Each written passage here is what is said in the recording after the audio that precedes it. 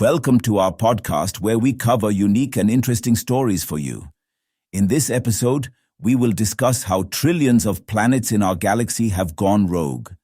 The planets in our solar system that have gone rogue do not number in billions, as was previously believed, but in trillions, scientists at NASA and Osaka University in Japan have estimated. The estimate has been detailed in 2 papers reportedly accepted for publication in the Astronomical Journal, the New York Times reported. The researchers have concluded that these planets are 6 times more abundant than worlds orbiting their own suns. The researchers have also identified the second Earth-size free floater ever detected. Rogue planets are basically free-floating planets, dark, isolated orbs, freely roaming the universe without any revolution to any host star. Let's say if the Earth stops revolving around Sun and doesn't end up revolving around some other host star in the meantime, it'll be called rogue.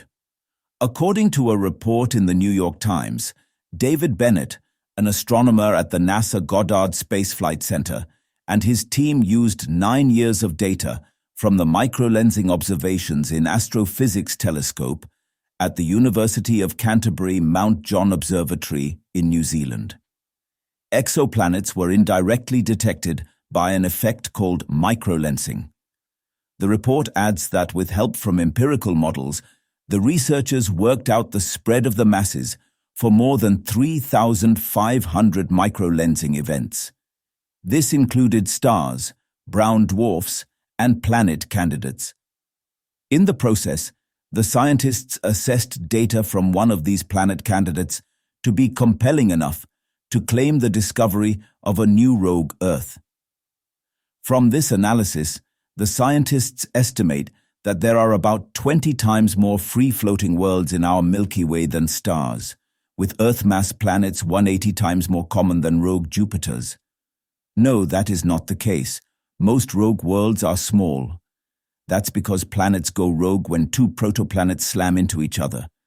Since they are revolving around no one, but are free in the vastness of the universe, the gravity is not strong enough to hold together big-sized planets out there in their rogue glory.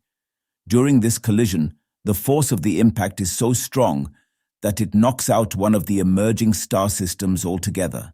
That's all from this podcast. Thanks for tuning in. If you enjoyed this episode, be sure to subscribe and share your thoughts in the comments. Stay connected for more exciting discussions and updates in our next podcast.